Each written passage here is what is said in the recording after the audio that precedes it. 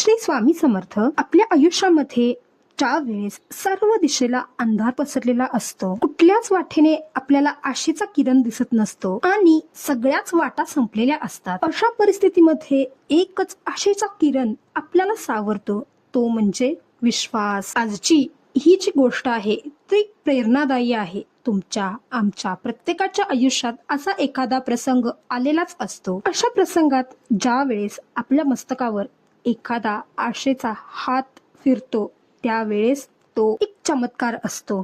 तो चमत्कार म्हणजे भिवू नकोस, भिवू नकोस, मी तुझ्या पाठीशी आहे. अलका तिच्या कुटुंबासोबत एका मोठ्या शहरात राहत होती. ती, तिचा पती आणि तिचा मुलगा एका छोट्याशा चाळीच्या घरात ते लोक राहत होते. घर तसं छोटच होतं, पण समाधानाने भरलेलं होतं. अलकाच्या पतीचा तसा व्यवसायच होता. त्यांचा मुलगा शाळेत जात होता आणि अलका स्वतः गृहिणी होती. अलकाचा संसार अगदी सुखाचा चालला होता. अलका, अलकाचा पती आणि तिचा मुलगा ही तिघेही स्वामी समर्थांना खूप मानायची.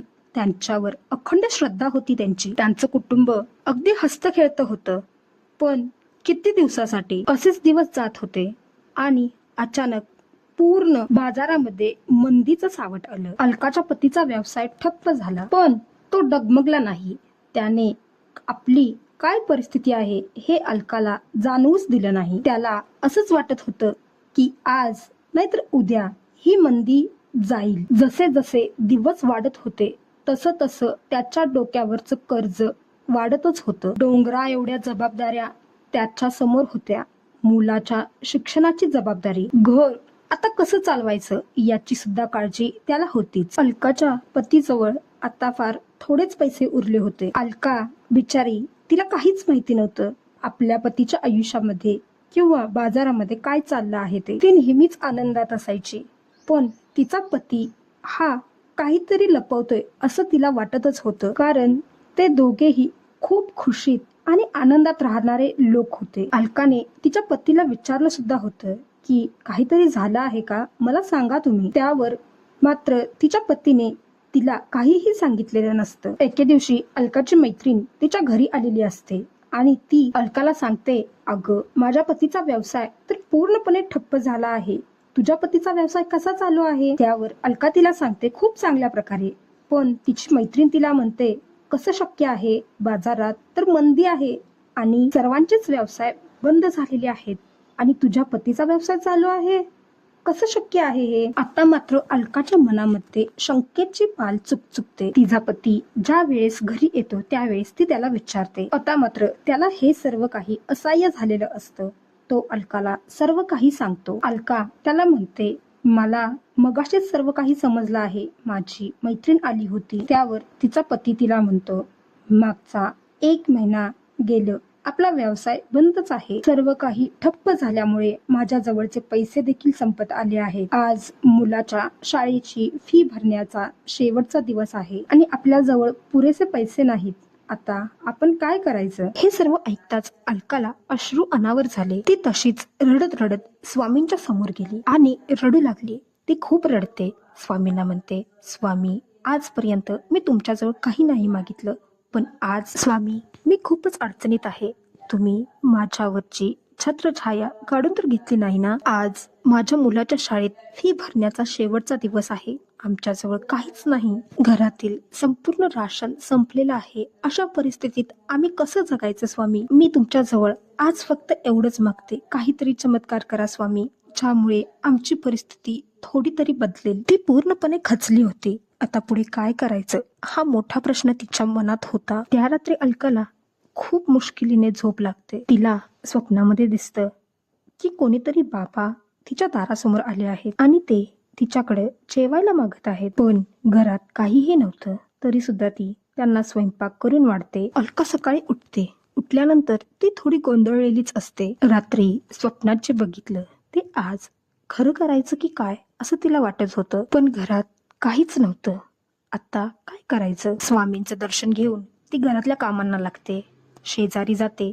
शेजारच्या बाईकडून ती थोडंसं पीठ घेऊन येते. ती त्या पिठाच्या 2 पोळ्या बनवते आणि उरलेल्या पिठाचं पिठलं करते. दुपारच्या वेळेस तिच्या दारावर थाप पडते. ती जाऊन दरवाजा उघडते. एक म्हातारे बाबा तिच्या समोर उभे असतात. ते अलकाला म्हणतात, पोरी, मला भूक लागली आहे, काहीतरी खायला दे. अलकाचा तर पहिल्यांदा यावर विश्वासच बसत नव्हता. काल रात्री जे स्वप्नात बघितलं ते आज सत्यात कसं काय घडू शकतं, हा प्रश्न तिच्या मनात सतत येत होता. ते बाबा वारकरी होते. अलका बाबांना घरात बोलवते, त्यांना जेवायला वाढते. ते बाबा अगदी तृप्त होऊन जातात. जेवल्यानंतर बाबा जाता जाता तिला आशीर्वाद देतात आणि त्याचबरोबर तिला एक पिशवी सुद्धा देतात. पहिल्यांदा अलका नकोच म्हणते, त्यावर ते बाबा तिला सांगतात, पोरी, असू दे, गरिबानं दिलेली आहे, मान्य करून घे. त्यावर अलका त्यांना म्हणते, बाबा असं का म्हणतात, मी घेते. बाबा तिला विचारतात, पोरी, तुझ्यासोबत आणखीन कोण राहतं इथे? त्यावर अलका त्यांना सांगते, मी, माझे पती आणि माझा मुलगा, आम्ही तिघेच राहतो इथे. ते बाबा तिला सांगतात, पोरी, तुझ्या आयुष्यात जे काही संकट आलेलं आहे ते लवकरच शांत होईल. अलकाला आश्चर्यच वाटतं.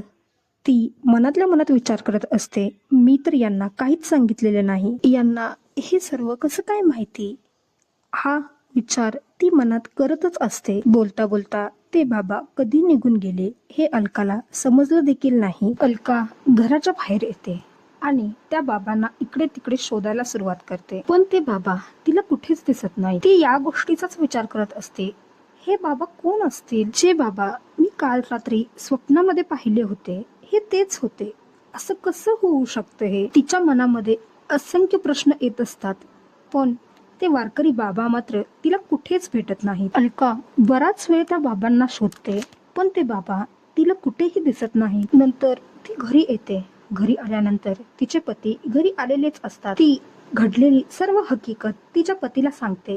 त्याचबरोबर त्या बाबांनी जी पिशवी तिच्याकडे दिलेली असते ती सुद्धा ती तिच्या पतीला दाखवते. ते दोघं ती पिशवी उघडतात. त्या पिशवीमध्ये एक छोटीशी सुंदर अशी स्वामींची मूर्ती असते आणि काही पैसे असतात.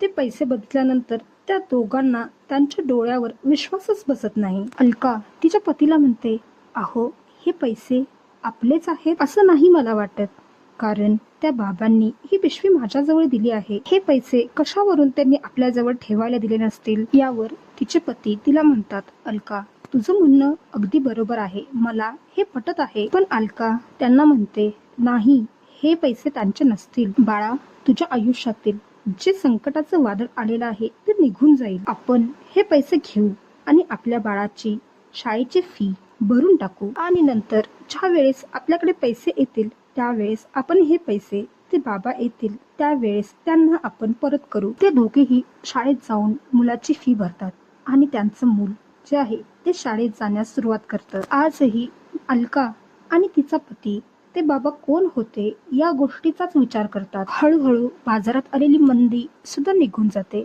त्यांची परिस्थिती आता बरीचशीच सुधारलेली असते. अलका आणि तिच्या पतीचा संसार पूर्वापार चालू झालेला असतो. ती दोघंही अगदी आनंदानं आणि खुशीनं राहत असतात. नेहमी, स्वामी, हे सर्व काही तुमच्यामुळेच घडलं आहे.